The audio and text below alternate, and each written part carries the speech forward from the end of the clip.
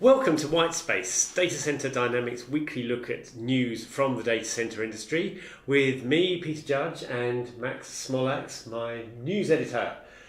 And with us to start with, we have our guest, Adrian Barker from RF Code. Thank you. Good morning. Okay, now, the big news this week, apart from political turmoil and Brexit, etc., the big news in the data center industry has been the arrival of a report on the energy use by large data centers in the States. And the news is that, contrary to what many people thought, data centers' energy use is not expanding out of control. Previously, they've had reports that said the energy used in large data centers, these are the ones that are outside of enterprise, I think usually, that's about about 2% of the national energy electricity output of the US. And given that data centers are expanding like crazy, that share of the energy produced by the US must also be increasing. Turns out it's not true. So, any thoughts? I think there was a large expansion of data center energy consumption. In the last few years, people have got far more thoughtful about energy efficiencies, both from a revenue point of view. They can spend less, their data centers become financially more efficient, and the customers that are going into those data centers are demanding a greener facility. And you see a lot of these large data center providers in their annual reports are stating they will deliver 5% year-on-year energy cost reduction savings, and they're having to do that. And we're helping a lot of those guys understand that by putting the right levels of monitoring into the data center to allow them to make those changes and affect energy consumption. And the cuts they're delivering are absolute energy cuts, not a cut in the amount of energy they use for a given amount of computing. They're talking about cutting energy by 5%, while at the same time meeting increased demands. Yeah, and some of that will come from more efficient servers. They're always upgrading their compute resource. The clients will be upgrading their compute resource. And I think as long as we get to the point where the demand on compute resource doesn't outstrip the demand on compute capability, compute capability tends to increase by Moore's law. So as long as we're underneath that, then data center energy consumption, if anything, will stagnate, probably go down a little bit because things are becoming more and more efficient. If we do outstrip that, as people demand more and more out of IoT, then you're going to see an increase in energy. And energy efficiencies get to the point where the low-hanging fruit's been done. It's being done now. We're helping clients realise 10 to 15% energy savings within their data centres on their cooling requirements. When that's done, it's a law of diminishing returns. So you are going to get to another neat point, I think, where you can't strip any more energy savings out of it because you're at efficiency. And if compute demand then outstrips what we can supply with today's servers, you're going to see a spike. But all of that is consumer-led. Yes. I mean, for people who like things with names on them, this is like the collision of Moore's law with Jevons paradox. That you allow people to do stuff for nothing and they'll carry on doing it until there's nothing left to do. That's hence the amazing expansion of consumer-led services, which only really is supported as long as it can be done with no power and with that sort of the enablement of Moore's law. At some point the two things collide. What I find interesting about this, because data center industry, I mean, it's data center industry, you know, like we deal with data all the time, we collect the data all the time, but it, like we need to wait 5 years for somebody to draw up a report to say like this is the US data center energy consumption, and that's a little bit ridiculous, you know, like because you guys are a data-driven business, right? You're collecting data, you probably have your own databases, and you have a pretty clear idea of how much power people are consuming. So I'm just thinking like, shouldn't there be some industry body which does it more regularly, which kind of keeps track of energy consumption, and we don't have to wait for academics and Jonathan Coomey to sort of like to come up with these numbers. True, that's a very good point. I mean, the lag in this is interesting. That we know in 2000 from up till 2005, we know that the energy used in US data centers grew about 90% over that period of 5 years, and that's because of a report that came out in 2007. In 2011, you had Jonathan Coomey talking about the energy use for the next 5 years, and And it's worth saying that at that point it was obvious that it was levelling off and maybe we could have projected a bit better. But as you say, Max, why project? Because if we can instrument everything, as you're busily doing, then we ought to be able to see the energy use in real time almost. And I mean, and to be fair, there are ways in which that is happening. I mean, somewhat equivalent in the UK, we now know the energy used by co-location data centres, and that's because they're required in order to get a tax break, they're required to submit their hourly electricity meter, reports generated from their hourly electricity meters. I mean, the interesting thing about this survey is the projected outcome in the future. You know, there's the fantasy one where, supposing we hadn't done all the things we have done since 2010, we'd be on track for a sort of absolutely astronomical growth in energy use. Yeah. But the other ones, the possibilities of using more cloud, I mean, just basically using more cloud, results in energy actually going down even while the capacity goes up. Well, absolutely it will do, because you're using that compute resource far more efficiently than you would if you had discrete servers dedicated to those tasks. Yeah. The unknown entity is how is IoT going to affect data center usage, because people are just starting to get into that space, people are doing a lot more with it, and we don't yet know, I think, how much data a real connected IoT is going to deliver when people really get on the back of it. As you start giving people more data, they're going to hunger for more data so they can make better decisions. Maybe that's not enough about power, because it seems like every other news story we run this week has something to do with it, doesn't it? Well, it does. I mean, you look at the Amazon Web Services story about developing cloud out in India in the Mumbai region. There's a hunger for that in the marketplace. I think what's driving that is when you get out into an emerging economy, they haven't got this whole legacy infrastructure that's holding them back. So they're free to go and adopt best practice right from day one. So as these industries are requiring more compute resource, they can go straight to cloud. Yes. They haven't got a big data center they built 20 years ago. They've got to justify, well, can we just run that a little bit longer, and can we tweak this and tweak that?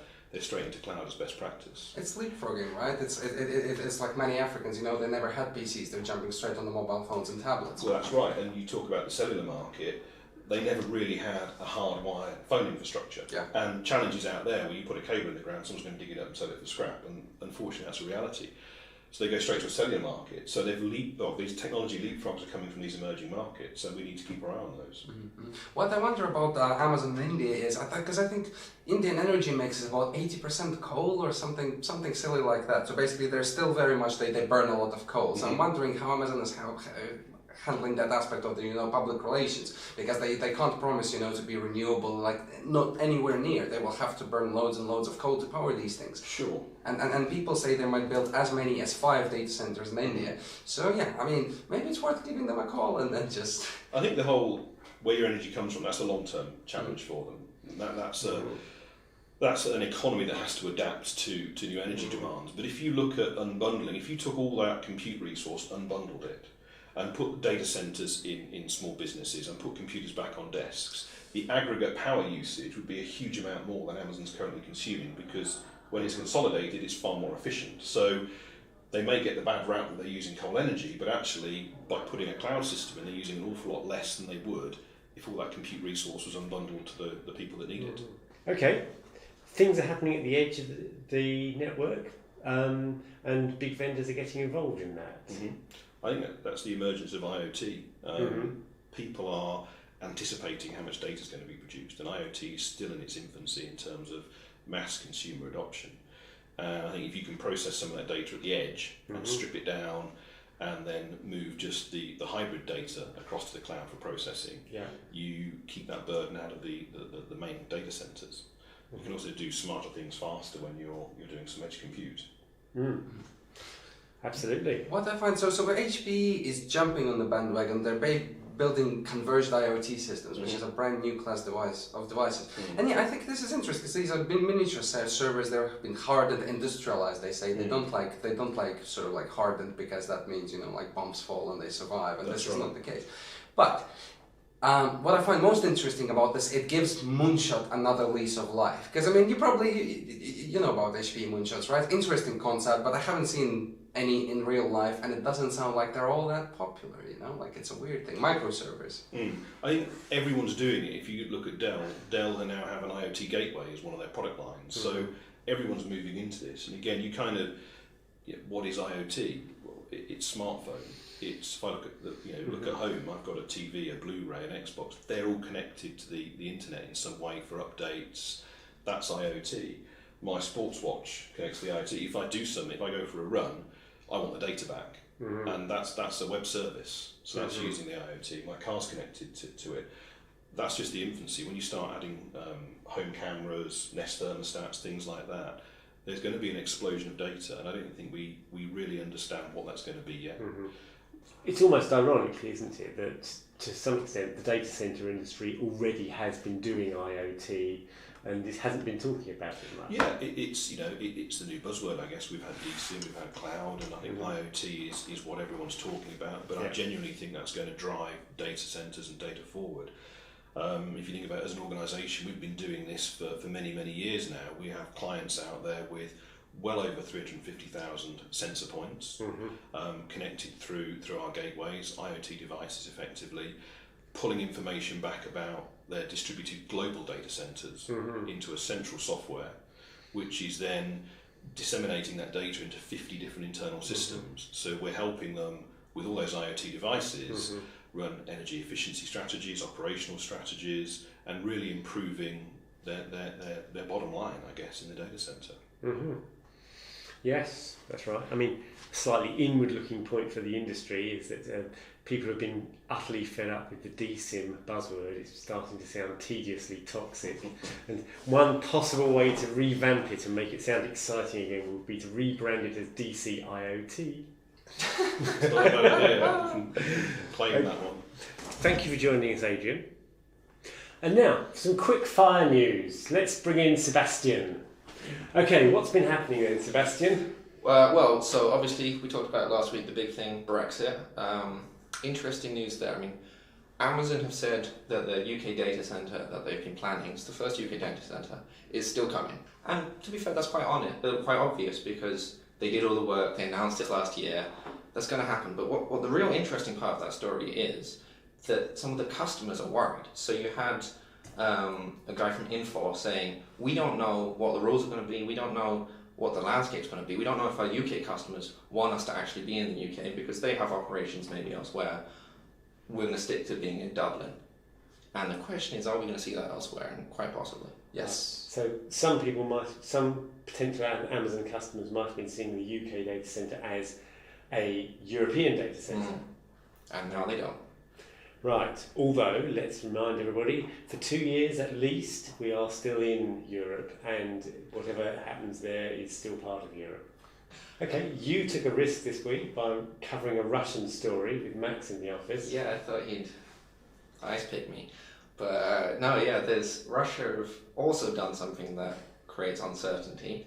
They've just through the lower parliament, but is expected to pass, is a new set of laws to deal with terrorism. And it involves some things that might not be seen as good if you're in any way involved with data. So if you're a telecoms company, if you're involved in that, you have to store data for 6 months and metadata for 3 whole years, which that adds up.